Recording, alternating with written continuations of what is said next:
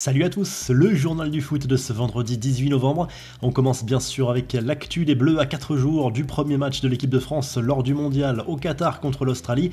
Grosse frayeur pour Olivier Giroud jeudi soir qui est resté au sol quelques instants après une frappe anodine à l'entraînement. On a senti une grosse inquiétude dans les rangs tricolores, mais le Milanais a finalement pu reprendre la séance normalement. Juste avant, en conférence de presse, l'international français s'est confié sur son style de jeu et son profil de pivot, très apprécié par Kylian Mbappé. Tout au long de ma carrière, j'ai évolué avec des joueurs qui aimaient bien mon profil parce qu'ils pouvaient s'appuyer sur moi en guise de relais. C'est quelque chose que Kylian aime bien, c'est un plus, a souligné le buteur des Rossoneri. Karim Benzema et Raphaël Varane, actuellement en phase de reprise, ont passé une grosse partie de la séance à travailler à côté du groupe, mais sans aucune gêne apparente. Encore des extraits croustillants de l'interview de Cristiano Ronaldo. Un journaliste anglais, CR7, s'est exprimé notamment sur Lionel Messi qu'il qualifie de joueur incroyable et magique avec qui il partage la scène depuis 16 ans.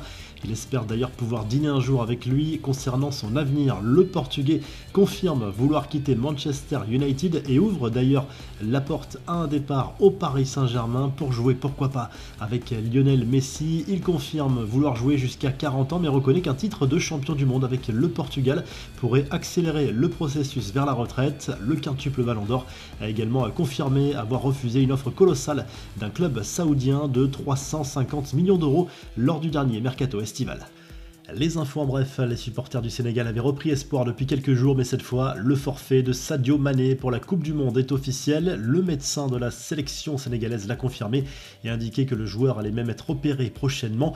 Une nouvelle récompense pour Karim Benzema, les Globe Soccer Awards, une cérémonie récompensant depuis 2010 des acteurs et actrices majeurs du football, se tenait jeudi soir à Dubaï. Le buteur du Real Madrid a été élu meilleur joueur de l'année. En 2021, ce trophée était revenu à un autre Français, Kylian Mbappé. Parmi les autres récompenses décernées, le Real Madrid a sans surprise gagné le prix du meilleur club masculin en 2022. Carlo Ancelotti et Florentino Pérez ont été récompensés respectivement comme meilleur coach et meilleur président, alors que Sergio Ramos a été désigné meilleur défenseur de l'histoire du football. Rien que ça, la boulette de la sélection espagnole, non sélectionnée par Luis Enrique pour participer à la Coupe du Monde, David De Gea n'a pas renoncé pour autant à la sélection et croit encore en ses chances de retrouver l'équipe nationale. Pourtant, la fédération espagnole l'a félicité pour sa carrière après sa prétendue retraite internationale. La revue de presse, le journal L'Équipe se penche sur les incertitudes côté bleu à 4 jours du premier match contre l'Australie lors du mondial, avec certains pépins physiques pour Benzema et Varane notamment, qui ne sont pas certains d'être remis à temps pour cette rencontre. En Espagne, les journaux sportifs reviennent à l'image de Marca sur le dernier match de préparation des joueurs de Luis Enrique contre la Jordanie, une victoire 3-1. Les Espagnols avec notamment un but signé Ansu Fati, le